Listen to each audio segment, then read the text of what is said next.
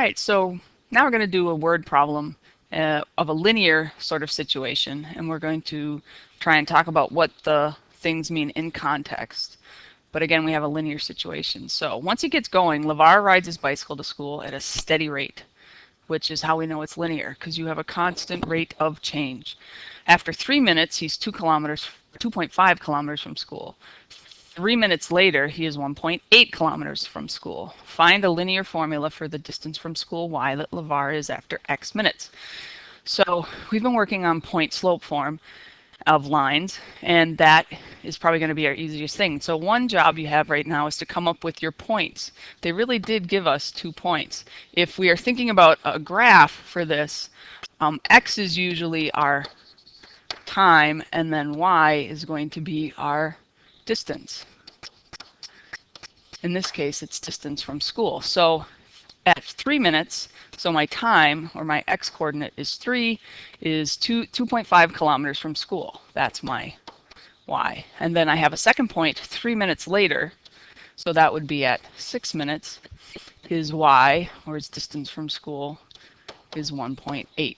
So now I have 2 points. I can use my 2 points to find my slope. So I can do y minus y1 over x minus x1. And again, it doesn't matter which point you start with as long as you start with the same point both times. And this is 0.7 over negative 3, which if you are a calculator person is negative 0.23 repeating. And if you are a fraction person, that's 7/10 times 1/3 negative, or negative 7 over 30. All right, so now I want the linear formula. So I'm going to put that down here. Y, and again, I can pick either point. I'm going to pick my first point. Y minus 2.5 is negative 7 over 30.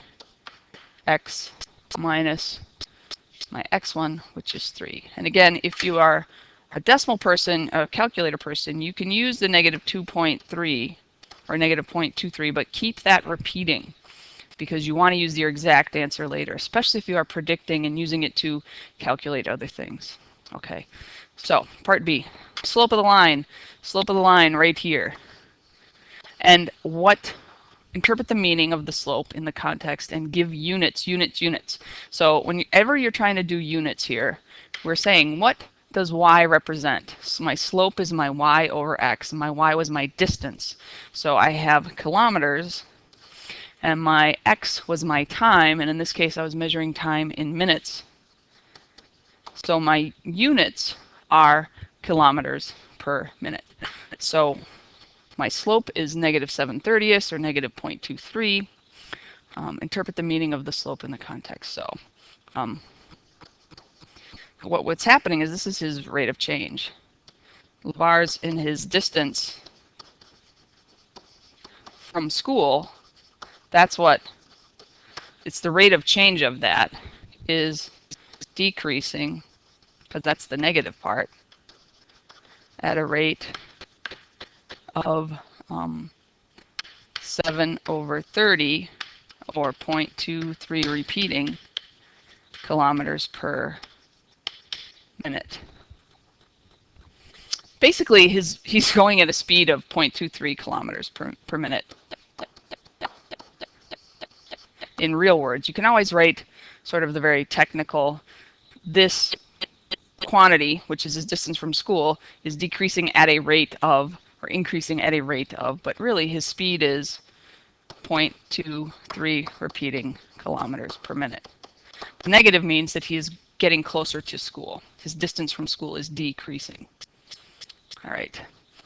So now we want the y-intercept of this line. Give units and interpret the meaning. So your y-intercept is what you get when x is 0. So y minus 2.5 is my slope.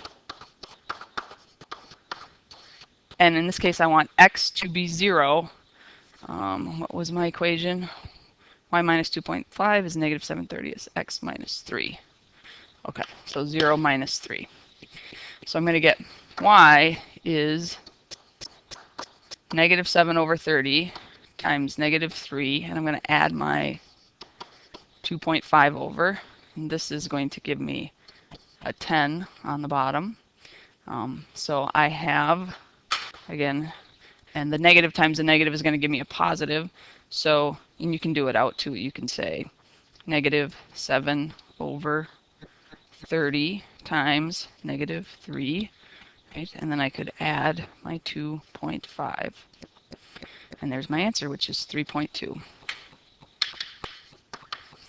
And what does that mean, the y-intercept? X is 0. What does x represent? X is the minutes. So at 0 minutes, his distance from school is 3.5. So what does that mean in terms of this problem?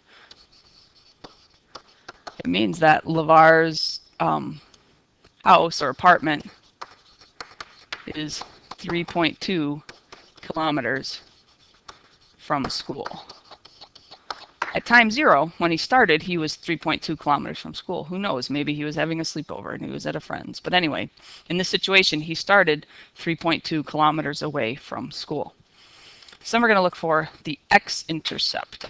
For the x-intercept, right, if you think about a graph, your x-intercept is what you get when y equals 0. Similar to the y-intercept, again, if you have any sort of graph, your y-intercept is what you get when x is 0, which is why I made x 0. So now for y-intercept, we make, for x-intercept, we make y 0. So I'm going to say 0 minus 2.5 is negative 7/30 x minus 3. And now I'm going to solve for x. So undo in reverse order. So this side is negative 2.5. And to undo multiplying by negative 7/30, I'm going to multiply by the reciprocal. Right, because if I multiply negative 7/30 by negative 30 over 7, I get 1 on the right. And let's see if I'm over here. I'm going to do negative 2.5 times negative 30 over 7. And that is x minus 3.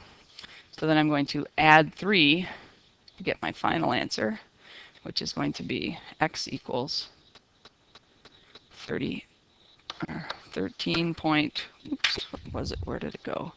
13.71, close enough. What does that mean? X again, what does x represent? What units are attached to my x? X is minutes. And what's happening at my x-intercept? My y is 0, so the kilometers away from school is 0. So in words, the meaning of the x-intercept is it takes LeVar 13.71 minutes to get to school. Because now he is 0 kilometers away from school. Hopefully now you have enough to tackle some of the word problem parts of your mastery.